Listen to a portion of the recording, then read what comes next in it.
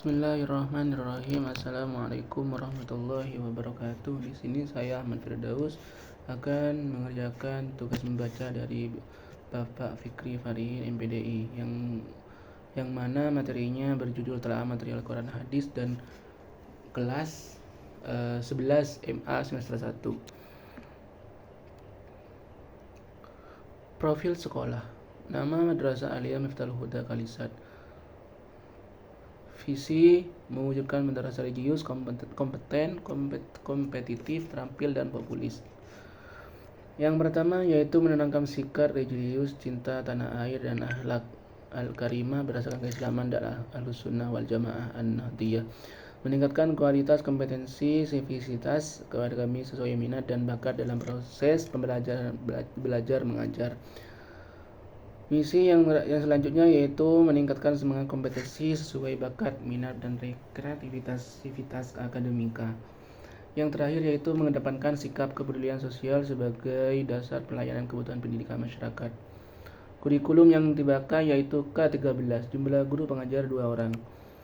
Materi manusia adalah makhluk ciptaan Allah Subhanahu wa taala yang paling sempurna, baik secara fisik maupun potensi. Keistimewaan manusia tidak hanya terlibat dalam penampilannya, tetapi juga dari hakikat penciptaannya yang unik dan menunjukkan proses penciptaan manusia menunjukkan kebesaran dan kekuasaan Allah sebagai zat yang maha pencipta. Karena kesempurnaan tersebut, manusia memiliki kedudukan yang tinggi di antara makhluk yang lain dan membantu tugas mulia sebagai khalifah Allah di bumi. Untuk memahami hal ini lebih dalam, perlu mencermati ayat-ayat Al-Quran tentang penciptaan kehidupan serta tujuan manusia.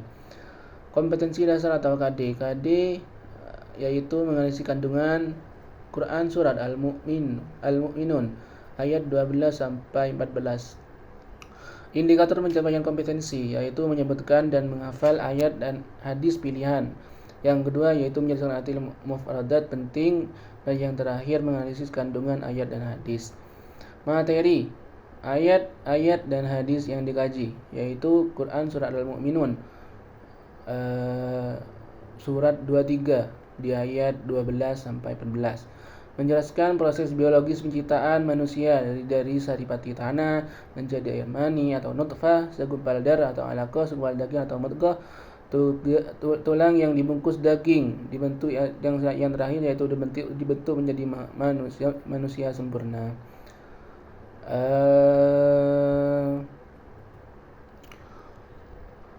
Yang selanjutnya yaitu Quran surat An-Nahl surat 16 ayat 78 yang isinya Allah menciptakan manusia dalam keadaan tidak tahu apa-apa, lalu diberi anugerah pendengaran, penglihatan, dan hati. Tujuannya agar manusia bersyukur. Analisis materi. Proses penciptaan dari tanah air mani dari daging tulang makhluk sempurna itu sesuai penafsiran sesuai tafsir klasik dan modern seperti tafsir Al-Muyassar, tafsir Al-Maghribi, dan Ibnu Katsir. Allah mengeluarkan manusia dari rahim dalam keadaan tidak tahu apa-apa, diberi indera dan hati. Ayat ini sesuai dan diperkuat oleh analisis saintifik dan pemahaman konteks sosial keagamaan.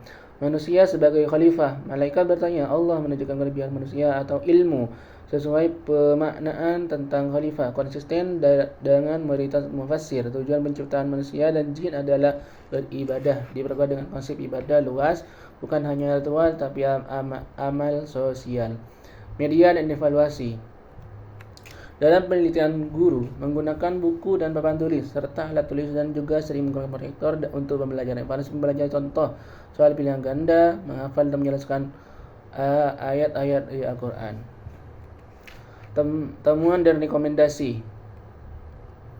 Gunakan pendekatan kontekstual dan saintifik, dorong siswa untuk berpikir kritis dan reflektif, bukan sekadar menghafal ayat dan hadis. Aktifkan metode reflektif dan proyek buat jurnal refleksi pribadi siswa terkait penciptaan diri, tujuan hidup, dan ibadah. Terapkan project based learning seperti kampanye, syukur video aku sebagai khalifah, atau pameran poster ambirologi Qurani.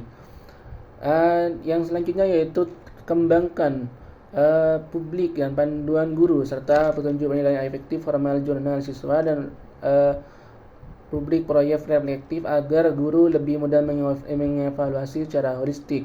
Gunakan bahasa siswa dan narasi kehidupan. Sajikan narasi pengantar setiap bab dalam bahasa remaja yang membumi agar siswa merasa dekat dengan pesan ayat dan hadis.